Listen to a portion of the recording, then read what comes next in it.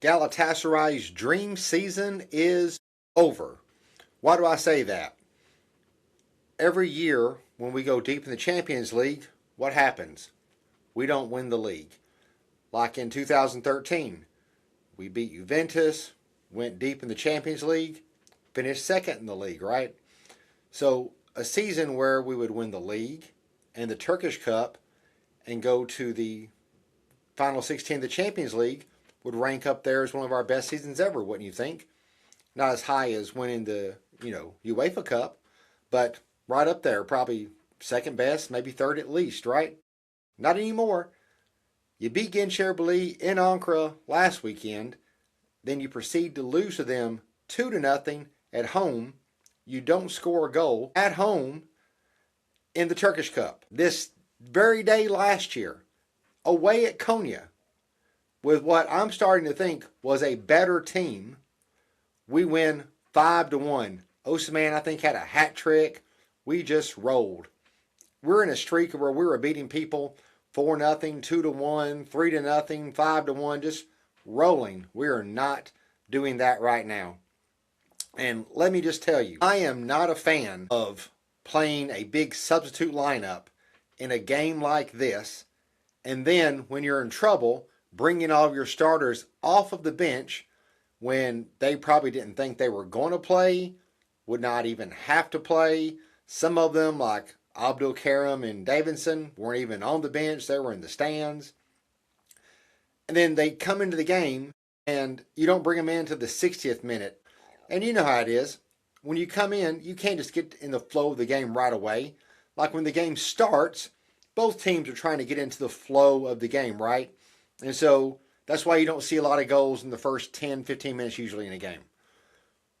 I would much rather, in a game of this magnitude, it's the quarterfinal of the Turkish Cup. It's a trophy that you want. You can make fun of it all you want, but this is an actual trophy. So instead of bringing them in when you have to have them, why don't you just start your good team? Score a couple goals, then take them out. It's the same amount of rest either way, right? Barish came in and played over half an hour. Yunus played half an hour. Shalai came in. Everybody they were trying to rest for Fenerbahce wound up coming in and playing for no reason because it didn't help. We still couldn't score. We still lost. But if you had started all of them, let them get into the flow of the game, maybe it's a different outcome. We can't guarantee it would be, but I just think that's the better way to go. But of course, you saw it. Fenerbahce tried it. They started their regular team. They couldn't win either. And boy, were we having a good time yesterday making fun of them. I heard this new Konya song I'd never heard before, and I'll be dang if you don't wait a day and it happened to us. There's this Turkish saying somebody put into my WhatsApp group. I'd never heard it, but it applies here. The saying is Gulme konuşuna gelir başına. Like, don't make fun of your neighbor or it's gonna happen to you. And that's what happened to us. We made fun of Konya for Fenerbahce for losing to Konya. And what happened the next day? We lost to Gençlerbirliği. Unbelievable. Well, we talked about the lineup. Here is the lineup. Hardy was at forward again. This time you have Noah Lang in the middle for the first time. Again, a game of this magnitude, we're trying something new that we haven't done all year. Okan loves doing this, and it keeps on not working. So Noah Lang in the middle, Sane on one wing, and Ahmet Kutlucu on the other wing. I actually didn't mind that. I don't hate Ahmet Kutlucu. Then Lamina and Anaga. That didn't bother me either. I like Anaga, but Lamina, for whatever reason, did not have a very good game. Then the back, Sachaboy, Singo, no problem. Kaan Ayhan, didn't love it. I didn't see where he made a huge mistake out there. And Aaron. And then Gunay at keeper. So you see the keeper's not the same. Your two defenders on the back line are different.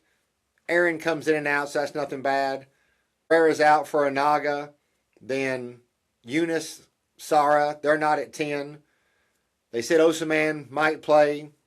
He did. But, again, you would agree, a very experimental lineup, and it did not work.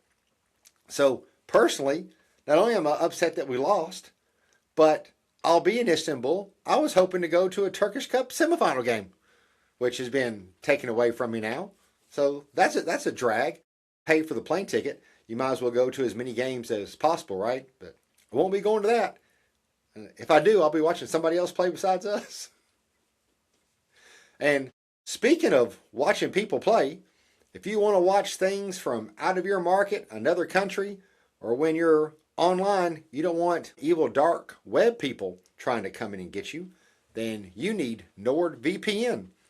And again, right now, we can save you 76% off with the code TGS. So click that link in the description, protect your computer, and watch whatever you want to, wherever you are, from wherever you want to. It's a wonderful thing. So what do we do now? We had the Derby on Sunday. Nobody got hurt. People got rested. At least we lost in the 90 minutes. It took Fenerbahce 120 minutes to lose their game. But yeah, it's frustrating. We should be able to beat Gençlerbirliği with any version of this team. Even this starting team. You have names like Mario Icardi, Leroy Sané, Noah Lang. These are like names. These are people that should be able to hurt other people. I mean, Anaga, he looked like he played pretty good. You have Kaan Ayhan. He's just now off of the national team. Sacha Boey, who he transferred. This was a good group of people out there, but we have not played in that formation. We haven't played where Noah Lang is playing as a 10. And you know, if you've ever played, if you're used to being a wing and they're telling you to play 10, because Yunus does the same thing. Yunus wants to be a 10. They put him on the wing. He keeps drifting in. Lang didn't want to be a 10. He wanted to be everywhere else because he doesn't play 10. So it's tough when you put a player into that new role and you expect him to distribute out.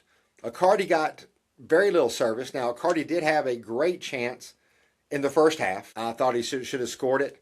And Osimhen had a chance late too. I mean, you can't really excuse them for it. They're world-class strikers, right? So if either one of them had scored on those, it's a tie game, and we're playing differently, or the game's still going on now. So they both missed those chances. And it's not like we didn't have chances. The stats weren't great, but their keeper, of course, like always, played out of his mind. We were unlucky on the first goal. Gunay stops it, and instead of going over the bar, it clips the bar and comes back down where they can score. Right? If that ball had been an inch out and it goes over the goal, they never score. They were lucky. We were unlucky. We had tons of corners come in and out, crosses in and out, and we were an inch off, a foot off. It was not our day. We can criticize and try to point fingers, but it was Gençlerbirliği's day. It wasn't our day. We've said it before. Second time this season this has happened where we've played a team in the league and then turned around and played them in the cup. We did this with Alanyaspor. It worked out. We beat them both of those games, but it's hard to do. It's hard to beat a team 2 and 3 times consecutively in a row. It really is. And so we got if I was going to have to pick one of the wins against Gençlerbirliği, I would take the league game against them because I want the league more than the cup. But I mean, as Galatasaray, we shouldn't have to pick, do we want to beat Gençlerbirliği in the league or the cup? Galatasaray should be able to beat Gençlerbirliği in the league and in the cup. I'm right. I'm right. We should be able to do both of those. We shouldn't have to pick. That's stuff other teams do.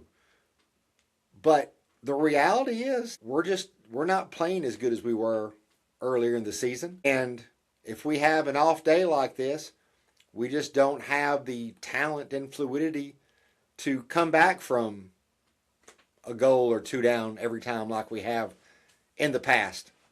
So I don't know what's going to happen on Sunday. We'll have a preview episode about it.